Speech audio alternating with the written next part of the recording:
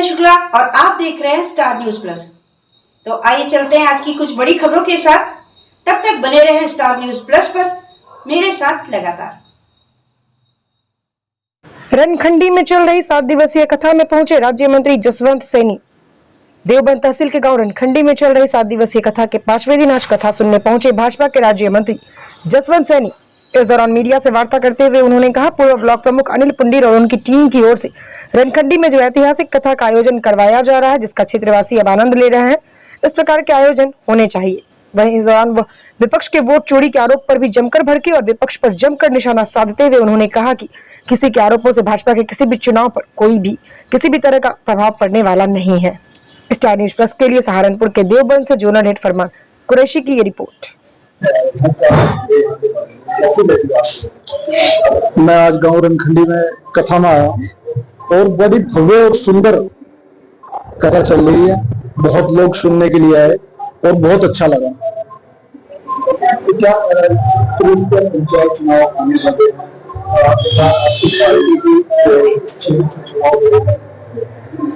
देखिए अभी राष्ट्रीय अध्यक्ष ने कंफर्म नहीं किया है कि हम चुनाव गठबंधन में लड़ेंगे या अलग लड़ेंगे। तो अगर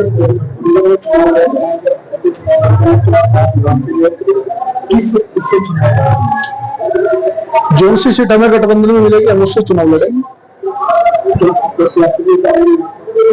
बिल्कुल उतारेंगे। अब बिहार में भी हम अलग चुनाव लड़ रहे हैं, गठबंधन में नहीं, एनडीए के साथ अलग से चुनाव लड़ रहे हैं बिहार में। मैं कहूंगा कि अपने आप में अद्भुत आयोजन है, समाज को जोड़ने का। जैसे लोग मान्यवर गंगाधर तिलक ने गणेश महोत्सव का आरंभ किया था महाराष्ट्र में, आज वो पूरी दुनिया में मनाया जा रहा है। ऐसे ही यहाँ पर कथा हुई, हर साल होगी, यहीं से प्रचार प्रसार हो समूचे पश्चिमी उत्तर प्रदेश में होने लगे। ये कथा मात्र एक कथा मात्र का नियमित न रहे, ये हिंदुओं को जोड़ने का, संगठित करने का, एक करने का, यूनाइट करने का और बताने का कि राम और कृष्ण के लिए हम सब एक हैं, हम लोग एक होकर रहे। इससे बड़ा मंच नहीं हो सकती। तो ये सबसे बड़ा मंच है। मैं समझता हूं कि ये मंच भविष्य में सरपंच की भूमिका निभाएगा। ये जो कथा है रनखंडी की एकता का प्रदर्शन भी होना क्षेत्र में जरूरी था। और हमारा गांव एक है, एक ही बाबा की औलाद है पूरा गांव। हम हमेशा एकजुट रहे। पिछले कुछ समय से कुछ गलतफहमियां पैदा हो गई थी और इस कथा के माध्यम से हमारे गांव रनखंडी का जो एक राजनीतिक ग्राफ गिरता हुआ था उसे संबल मिलेगा और जो क्षेत्र के अंदर हम सब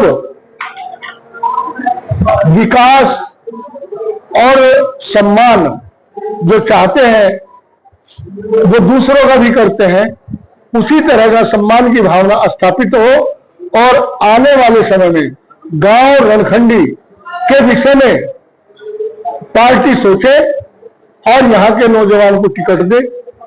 यहाँ का व्यक्ति अब और ज्यादा इंतजार नहीं कर सकता। बहुत बड़े बड़े ब्याज के आ रहे, लेकिन आपके जो राज्य मंत्री है जो क्या वजह है, समस्या है। वो तो राज्य मंत्री की मर्जी है, वो आएंगे या नहीं आएंगे। वो उनका अपना काम करने का एक अलग स्टाइल है और वो स्टाइल हम लोगों को पसंद नहीं। तो ज्यादा अच्छा रहेगा।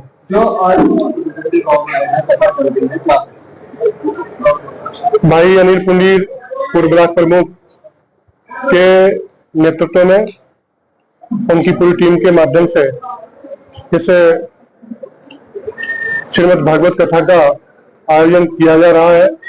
श्री रसिक जी महाराज के श्रीमुख से क्षेत्रवासी कथा का आनंद ले रहे हैं।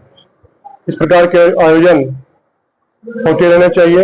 ये कि जीवन में एक प्रेरणादायी काम करते हैं और इन आयोजनों के माध्यम से समाज का जुड़ाव होता है।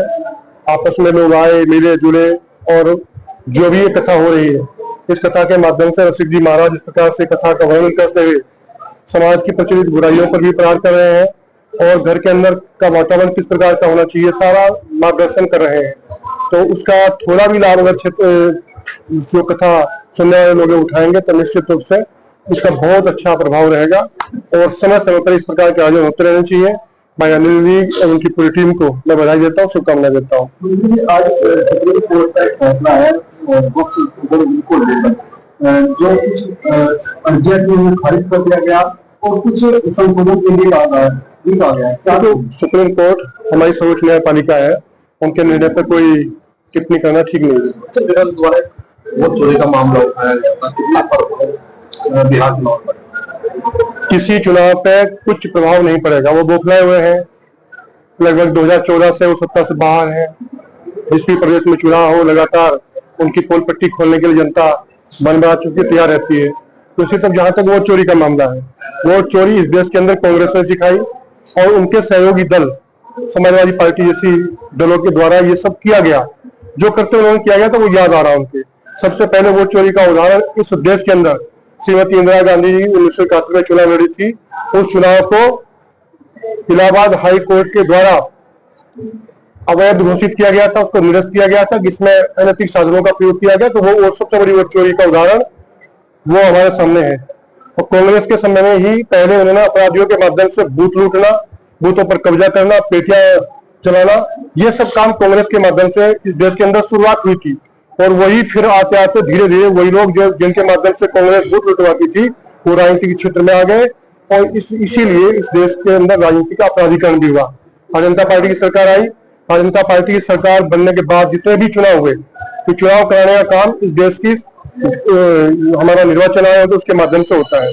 सरकार चुनाव नहीं, चुनाव की व्यवस्था केवल जो शांति व्यवस्था का व्यवस्था देने का काम सरकार करती है। सारी चुनाव का संचालन इस देश का चुनाव आयोग करता है।